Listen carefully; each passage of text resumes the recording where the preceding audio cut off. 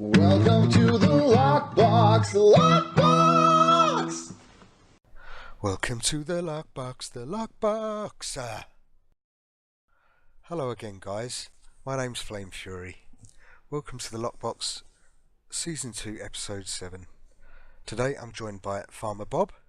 Yo. And her. Howdy. Hello, guys. How are you today? Not so bad. I'm pretty good. Thanks for joining me again. So we've had some stuff recently on the test server. The new DLC's been on there. We've got some videos up on our channel at the moment. I believe you and Bob, yourself, and her have both been on the test server looking at the new DLC. Oh, yes. Definitely. War of the Light Part 2. Yep. Probably worth pointing out it's a small scale content. It's got one 8-player operation. The rest is duos, solo duos, and alert. So I haven't actually been on there myself, but what are your general impressions of it? Is it good? Is there any new mechanics? What the boss fights like? That sort of thing. Is there enough content there? Can you give us a quick overview? There's definitely new mechanics. There's some different things, especially in the alerts, that are new and different. You have to actively do things instead of just stand there and DPS down bosses. So that's fun and new for folks.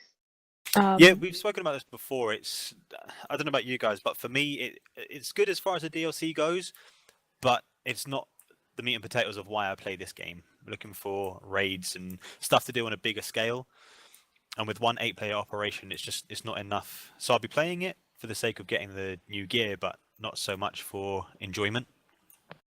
So how long does the new raid take? Is it something that you can get through fairly quickly, or is it?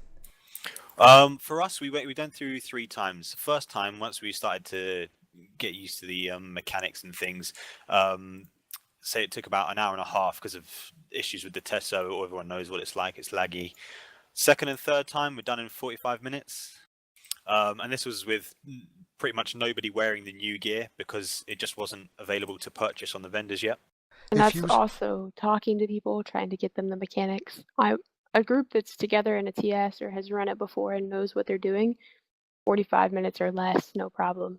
It is an operation, so there's travel time involved, but it's really not going to be something that you're going to bang your head against over and over and over for an hour, I don't think. So you anticipate it as something that's going to be run through fairly quickly when people are geared up, people know the strategies and the tactics, and they've run it a few times. Oh yeah, I mean, but that's endemic for everything we do in the game at the moment. Once you get the tactics, it becomes pretty easy to get through. That's not necessarily a bad thing. It's just people are quick to develop the tactics and understandings for it. What about the environments? What does it look like? Is it nice to look at? It's a very good looking DLC. I'm trying to think of the best way to describe it, but it's the colours for me, the oranges, the greens, and the pinks and things, because it's dealing with all the different variations of lanterns. Okay. And that's very good looking. You have the open world stuff out of the first War of the Light DLC with the mists throughout alternate Metropolis. They reuse that same area for this one. I say reuse, but they don't really. There are new areas, and there's more mist areas now that they've entered the Star Sapphires and the orange lanterns. So that's been expanded. There's more areas to explore and go into. Plus, you get to see different areas of the whole lantern mythos. So I find it interesting, but I'm a lantern character. I like that part of DC. So it expands a lot on the Star Sapphire type of stuff. Do you get an idea of who she is? so there's people that don't go on the test server at all because they don't want to ruin content. I refuse to listen to the story, just run the content for bug checks. So I don't actually know entirely how it interacts with previous storylines. Same as me. I go in with my sound off because I don't want to necessarily hear it. I just want to be able to go through it a few times to make sure there's no game breaking bugs and report that. But in terms of really watching it and understanding what's going on, I don't. I just go tunnel vision and just press the buttons. What about the smaller content then? The duos, alerts, and Have you got challenges as well? There is, I believe, one challenge, one solo that you queue into, and you queue in as your character. This is not an iconic solo. It's you. There's, I think, one duo, if I recall, and then there's open world content. So it's kind of a catch-all DLC. It's got something for everybody. If you like the open world stuff, that's there. If you like queue for solos, that's there. If you like to queue for duos or alerts or 8-mans, that's all there. There's not a lot of any one thing, but a little bit of everything. So the gear that's dropping from the smaller content, is that better than the gear that we get with the current DLC as well? Slightly better. It's better than the previous tier. I couldn't tell you if it's better than what you can get from the raid and stuff, because we've not got that far. The loot we were getting was just bonus marks. Okay. I want to say there are trash drops though, so like that are. I think trash drops somebody said were 95, and then if you get gear from things, it's, I want to say 95 or 96 from the lower content and 97 from the raid. So there is scope for people to run that smaller content and gear themselves up in readiness for running that operation. Absolutely. Cool. So from what you've seen so far, are you looking forward to it? I mean, it's all new content. There's going to be new feats, new collections, that sort of thing. New gear. Are you actually looking forward to it? New content is new content. I do enjoy the game, so I'll be there, like I said, playing it. But I'll be doing it as a process because I need to get the latest stuff, not because I necessarily enjoy the solos, duos, or 4-player stuff. I'm probably the other end of the spectrum. I'm probably going to enjoy this DLC a little bit more than the past two, just because of the story that I imagine will be with it. That's kind of more up my alley than the Halls of Power stuff was. Plus, there are mechanics in there, in even the duos and the alerts that are different, and it may be annoying in a couple of months, but at the get-go, it'll be new and exciting, definitely. That's an interesting point, actually. Do you think this sort of thing, even though that there is a smaller amount of content to past DLCs, that maybe this is more exciting for somebody that is into the lore of DC, that really does enjoy the comic books and that sort of thing? Is there a lot more to look forward to for those guys rather than somebody that has no interest in comic books, just likes playing the game? I don't know that I can say there's more necessarily, because like I said, I try to listen to the story as little as possible. Like Rob, I turn off my sound most of the times on test server. But I do think people play the game for different reasons, and I know there are people out there that play this game because it's branded with DC. And so I think this definitely will give the folks that are always, we want lantern stuff, we want auras like the lanterns have. I think this will definitely be up their alley because it extends that story that was started in War of the Light 1. But I don't really know if the story builds as you go up the content, solos, duos, alerts, and so on, but hopefully, I guess. Yeah, well, it's all expanding the mythos and the lore around the storylines as well, so there's that to look forward to if you like that sort of thing. But as we said, we've got videos up on our YouTube channel of the guys on the test server running through the content if you want to have a look at those. Also, from the time of us recording this edition of the Lockbox, the DLC is being announced as dropping on Tuesday, which will be the 11th. Yeah, the 11th of November. And so that's for legendary players, though. Yeah, the non-legendary, it comes out a week later, doesn't it? Yeah. 18th and 19th, yeah. Yeah. Okay, cool. We've also heard recently on the test server that the new PvE Legends stuff is up on there, but we haven't really had a look at that so far, have we? We know some general... That was brand new. I think it dropped Thursday or Friday on the test server. They did an update. I think it was Friday. So yeah, haven't had time to really get in there and try it out yet. No, so we haven't really got much to say about that, but I know that as soon as we get on there, have a look at some stuff, get some videos up, they'll be on our channel, so Keep an eye on our YouTube channel, guys, because as soon as anything new comes out, we do get videos up on there from the test server and stuff that we've run. There's always new stuff up there. We'll be able to speak about that in more detail a bit later on, probably in the next edition of the Lockbox. Anyway, Rob, I believe you wanted to speak about some threads from the forums that you've been looking at. Yes. So Yes. the first one, entitled "The Nerf is Real" by, I presume it's a guy, I may be wrong, Ace Roulette. So with the game update, they, whatever you want to term it, nerf, debuffed, alterations, they've reduced boss's health or health in general. So now, for example, lockdown is being finished by your average group in about 15 to 20 minutes. Yeah.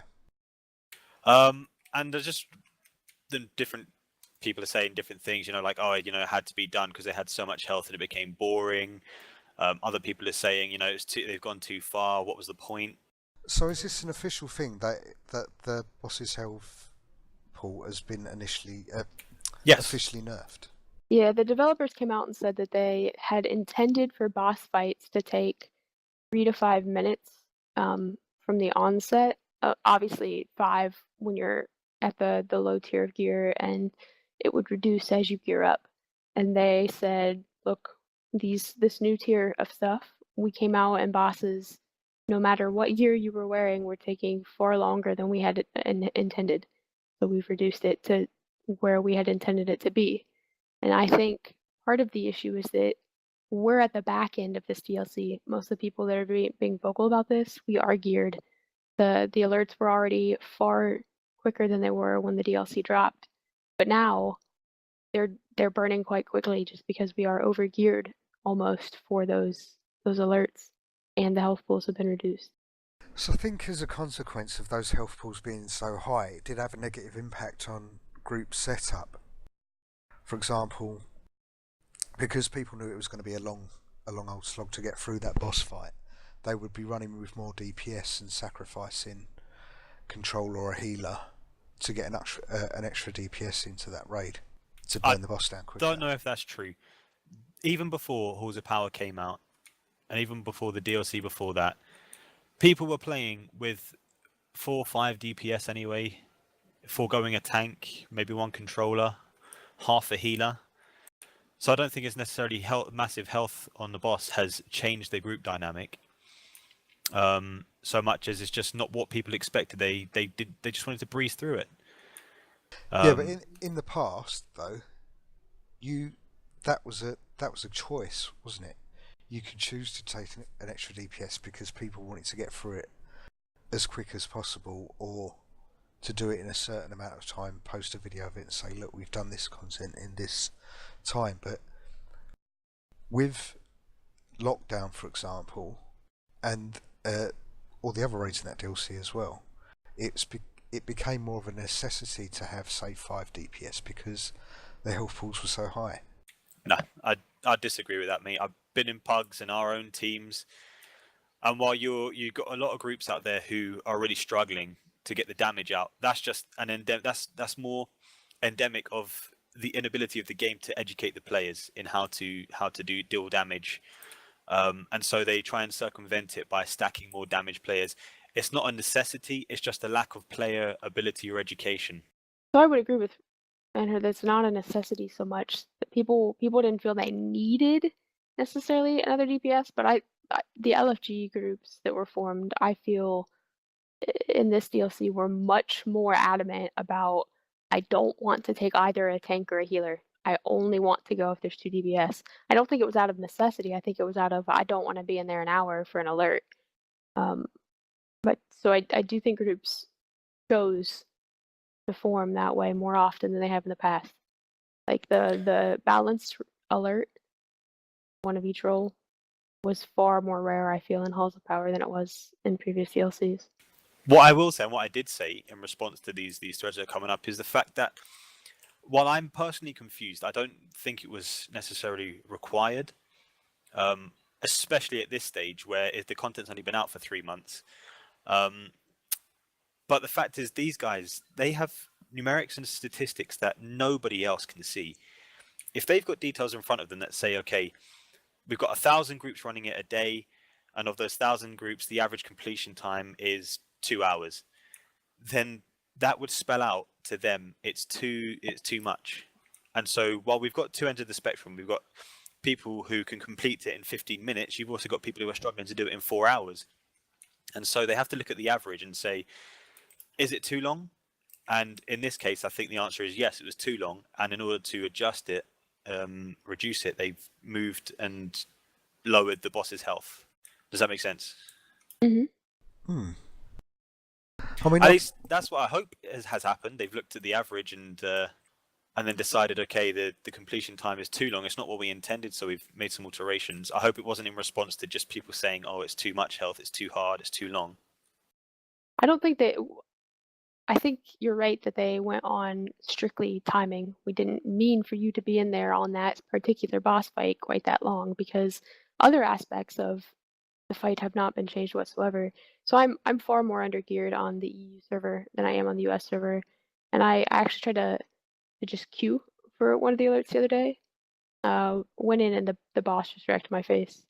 He still hits as hard as he did before. If you're at gear or under gear, it's just he will burn faster as you put damage on him. I mean, I don't know from your point of view, but the way I see it is that there is people want harder content, but then when we get harder content that's taken a while to run, then people get bored of it because it's taking too long.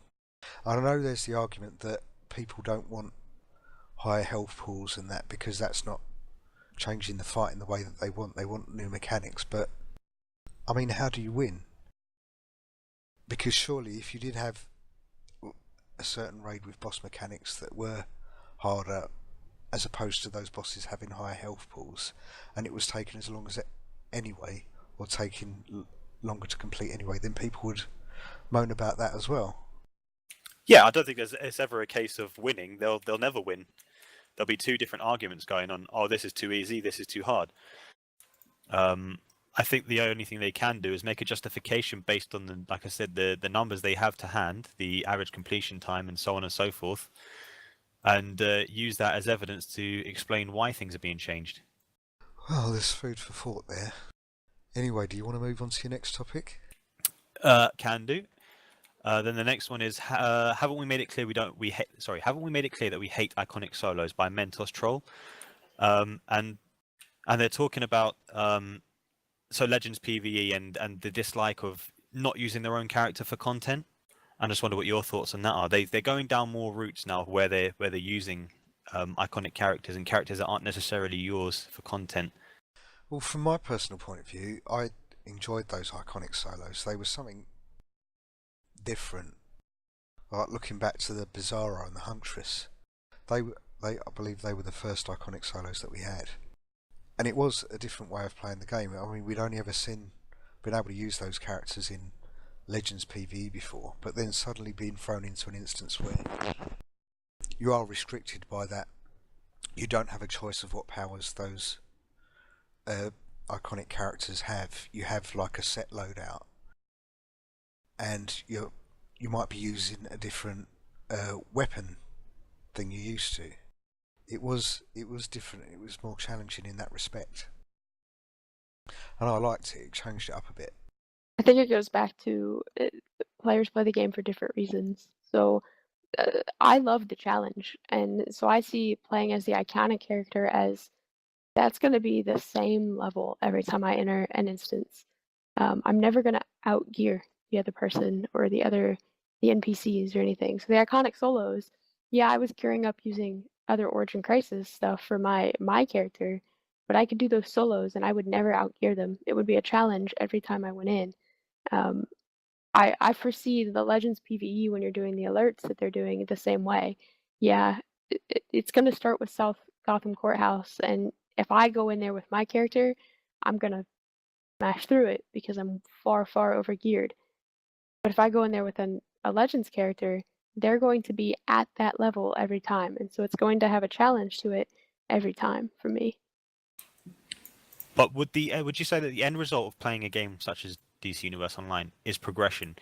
the ability to become stronger and more knowledgeable in order to then beat the content, such as it were.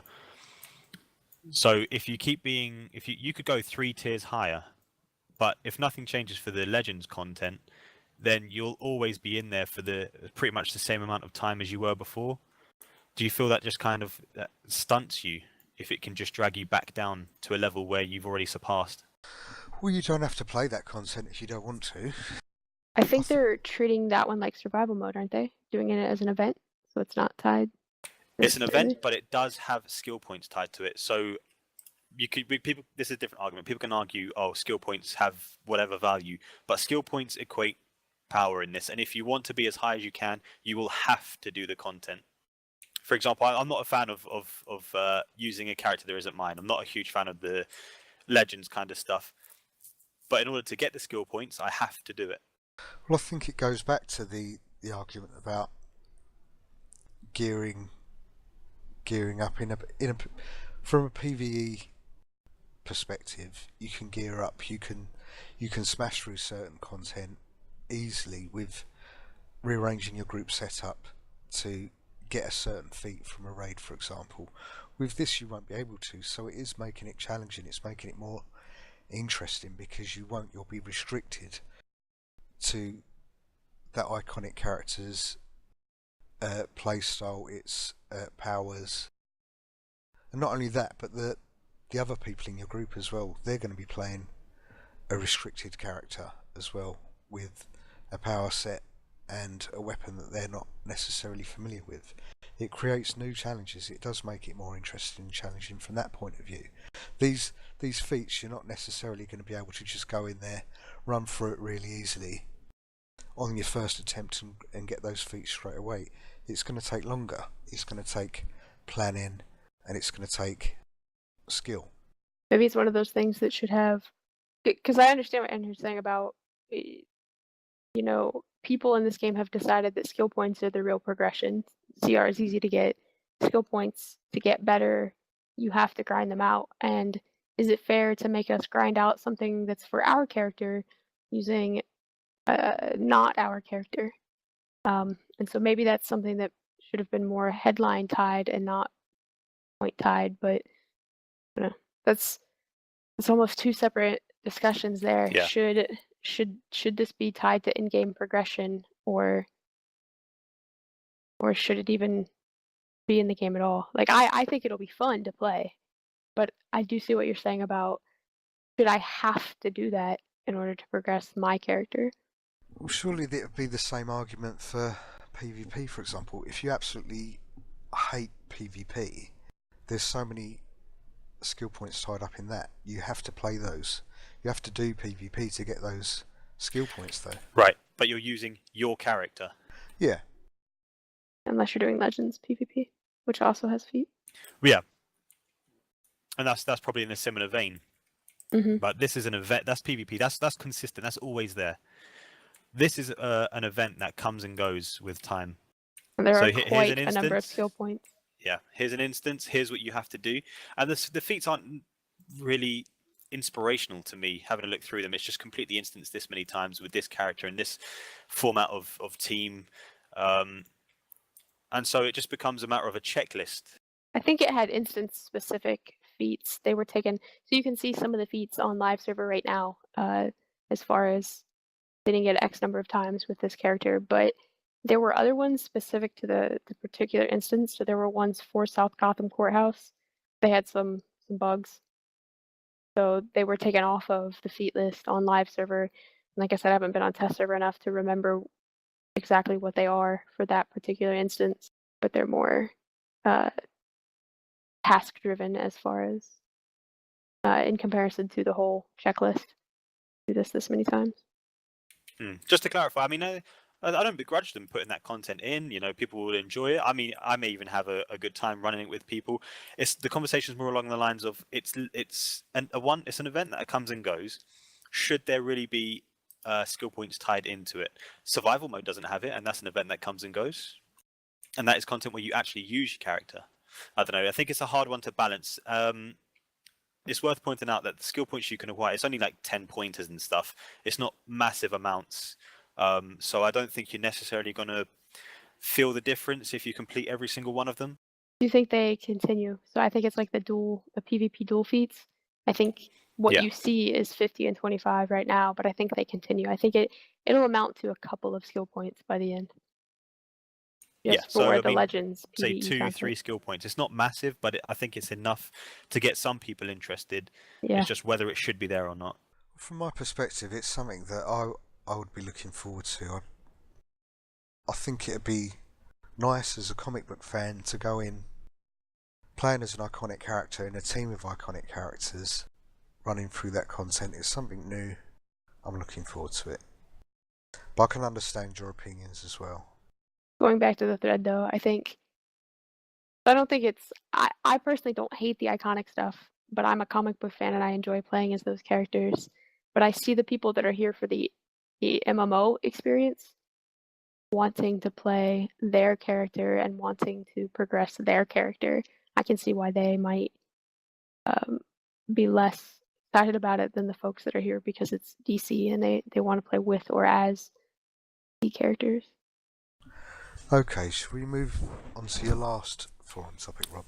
Sure. And then the final one is Elite Raids, So Stop Your Crying, started by Raijin99. So during FNL on Friday, they gave a little teaser, a little hint, a little leak about the progression points in survival mode are going to be utilized for something called Elite Raids. So they're harder versions of the existing raids that will provide better rewards. And so obviously the conversation goes back and forth about should it give rewards, who's actually going to be interested in it, is it just elitists so they can brag that they've completed it, and so on and so forth. Now I can understand why people would be against this. Going back to hardcore and casual players, another argument that's been running for ages. In the past we've seen the expert and the normal raids for certain raids that we've had for older content, but in those instances there wasn't any difference between the loot table.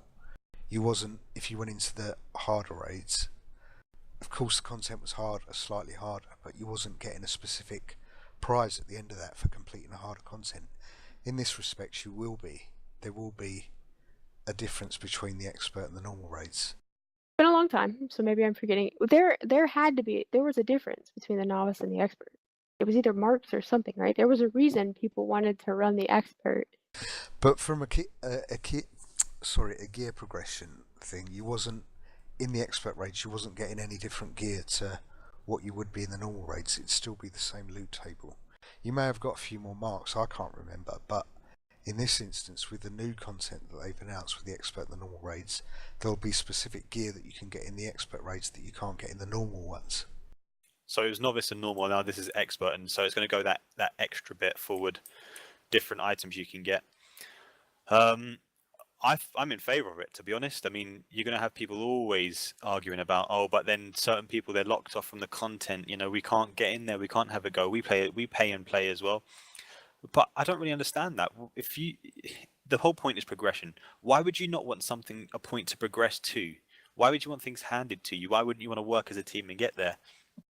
And Green Man X, he's someone on the forums. I've agreed with him on a lot of things in the past. He says that what I've just said is what he's essentially just saying. So he's saying that whenever the argument comes up about the content too hard, they say, well, that's what survival mode's for. You can go in there and do that. But to a lot of us, it doesn't really mean anything. It has nothing to do with the game at the core. It's just a way to do an activity when you're bored. There is no progression for it. You don't get any better gear or marks. And so an expert raid is something you can go into. It'll be difficult. It'll be fun for a lot of us. And it's also rewards tied into it to make it worthwhile. Yeah, I think, like I say, I do understand why people would cry out against this sort of thing happening, because you do have casual players out there that they do want to jump on for an hour a night or whenever they get time. They do want to run content that they can get through easily and get a nice reward for. With this, they might not be able to on an expert mode. It might take a lot longer to even get a group together, let alone being able to get through that instance and completing it to get that gear. I can see that, but then I also think it's a good thing. It should encourage people to want to up their game, to maybe join a league so that they can do this sort of content. It is, like you say, something to work towards, something to give people a challenge and to up their game and maybe look at the game in a different light. If they want to get these top prizes, then they do have to change their playstyle rather than, I'm not saying be carried, but being able to cruise through something that they... Yeah, like I said, I'm for it. It's like this legitimate content where you can progress. It's not like survival mode where, oh, you can go in there, you can stand in one spot and just perform the same combo over and over again for pretty much nothing, for no progression, no loot. That's pure bragging rights. This elite stuff, you can go in there and get rewards. The same old argument keeps being made that it's going to lock off a portion of the community of the game. People are only going to want certain people. We want this combat rate and we want this many skill points because it's an expert. And that argument has been made since the dawn of the game, and it's not changing. It's not going anywhere.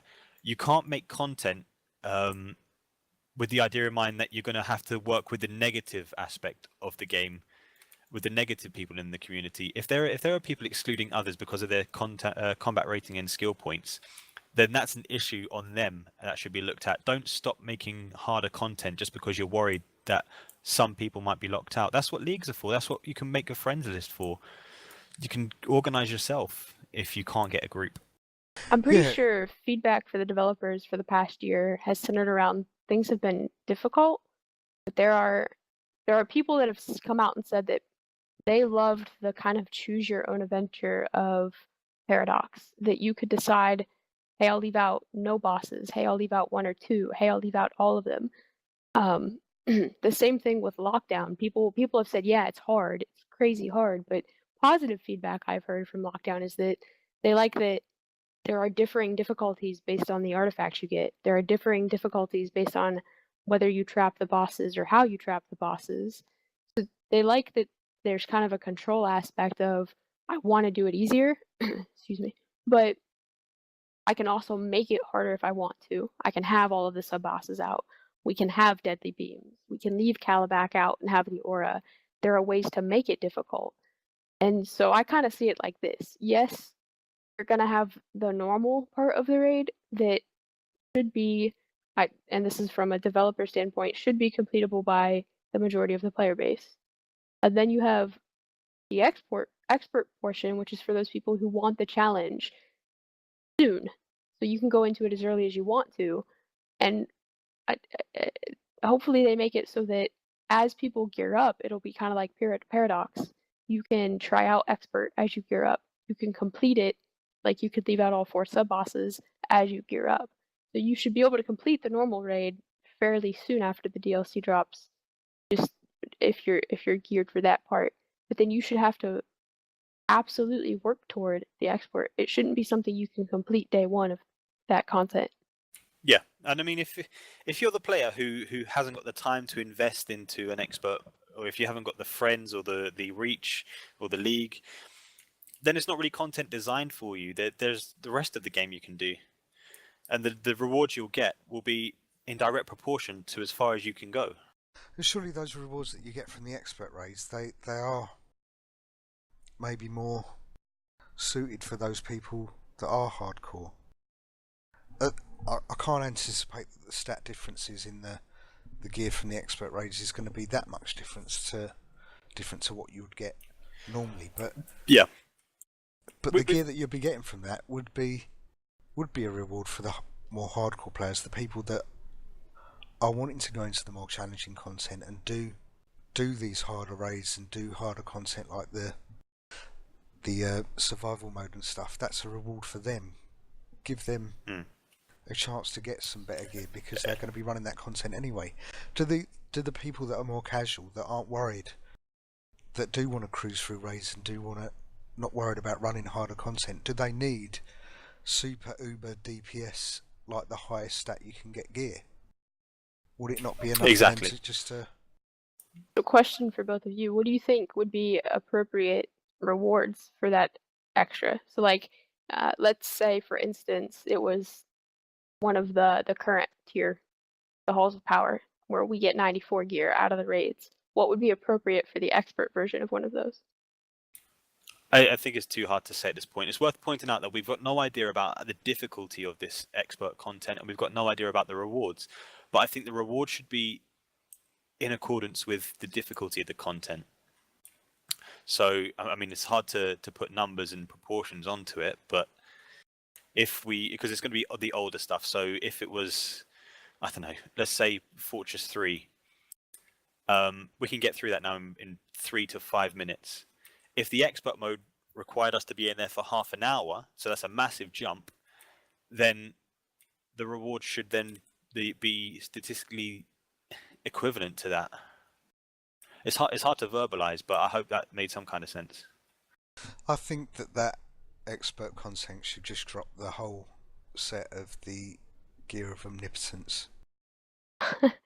That's kind of what I was getting at. So, like, Lockdown right now is the only place you have to beat the final boss of Lockdown to get the neck. You have to beat the final boss of A and B to get the ring. You have to beat the final boss of Prime to get the helm. I didn't know if you thought maybe it should just be a particular expert raid has a chance to drop a piece of OP gear, or if it had a chance to maybe drop a better weapon only, or if it should be dropping like an entire gear set. I'm not sure what it should drop. Maybe it should. Okay, let's say this. So Lockdown is the only place you can get Ring of OP right now. If you do an expert, Neck of OP. Neck of OP even. Sorry. If you do expert version of it, then the bosses have a chance to drop all the gear that you can equip, and the stats would be the equivalent of the ring, the neck of OP versus what you get now. I think what would be really interesting is if each expert raid, I don't know how many they're going to release at a time, whether it's just going to be one at a time, whether it's going to cycle, they're going to go through different past raids that they're just going to add an expert mode to each time. But if, for example, if it was one raid over a certain period, then there was a chance in that to drop a new piece of gear of omnipotence, say a chest or legs or hands or something like that. So that you would have to go into that if you wanted to go into there to get that gear specifically, you could only get that part of the gear dropping at that time, for example. Then maybe over time, if you somewhere down the line, maybe years even, you had a chance of getting a full set of the omnipotence gear, and for having a full set you get like some super massive item set buff for having all of that equipped. That would be what I'd like to see. I don't know if that made sense. It does. It's just it's really hard to talk about because we don't know which raids it's going to be. Yeah. We don't know how difficult they're going to be. We don't know what rewards are going to be provided. And so it's all just a guessing game on what we would like to see and what we potentially like to see. I think until more information comes out, like I said, it's just a guessing game. Anyway, that was all of the topics that you had for today from the forums, wasn't it? Yeah, it's all those. Oh, I think what we could also mention is about the last game update, which is now live, which introduced skimming, the new base item packs, and the progress point system for survival mode. Yep. A lot of people floating around on the skimming boards. Yeah, it does look pretty cool. It's a nice nod to the Mr. Miracle from the New Gods. I don't know if I'd go for it myself, but I mean it does look good. It's only a cosmetic thing, isn't it? Yeah, it looks and sounds good. The sound effects are probably the best for any movement mode. They might get annoying after a while, but that's completely depends on the person. I think the progress point system was a massive relief for a lot of people that were grinding the way through survival mode. That was a really nice thing to have. I know a lot of people in our league, for example, were going in there having to start from the beginning at each time, and I can understand how that would put a lot of people off from even attempting survival mode, knowing that they would have to start from the very beginning, seeing as it does take a long time to get through. Yeah, progression points. I mean, it's a must-have for this. There are people who disagree. They say, well, it's an endurance mode. You're supposed to go through it, or you're supposed to see how far you can get. But for example, I don't enjoy it. I went in there last Sunday. We had someone disconnect. That was it. That's the end. You can't get them back in. We got to what was it, round 6, round 7? They got disconnected from the game for some reason. I don't know what it was. Can't remember.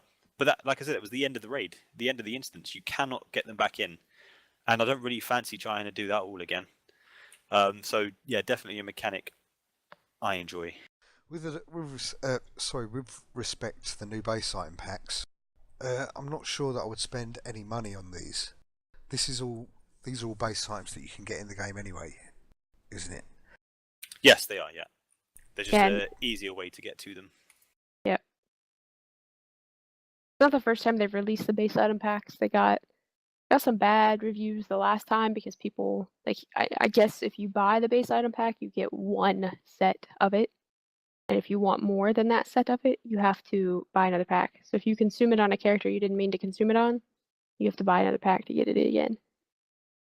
I think that more of an incentive for these base item packs that you can buy is if it was base items that you could only get exclusively from the marketplace that you wouldn't be able to see in game, especially if they were legal base items like massive statues, exclusive really cool things that would look good in your league hall. I think that would be a massive incentive to buy them then. But buying stuff that you can buy from in the game anyway, and remember some of these items, they're not even that expensive on the auction house anyway, so I don't understand why you'd want to spend money for a pack of these items. Yeah.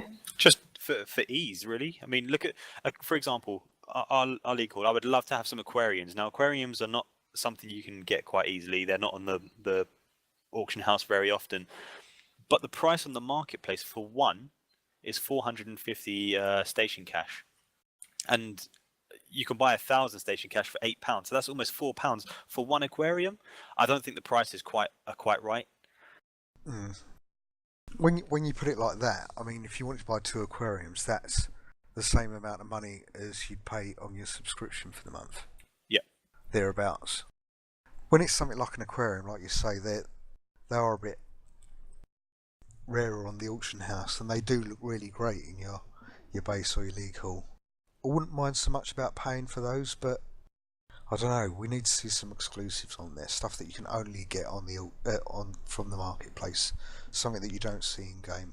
I think that would be a massive incentive for people to spend, or maybe consider spending money on. Especially since it's completely cosmetic, not tied at all to progression, so you wouldn't be able to complain about that aspect of it. Anyway, I think we shall end it there. Thanks again, Farmer Bob and her, for joining me for Lockbox Season 2, Episode 7. Thank you for having us. Agreed. We hope you enjoy the show.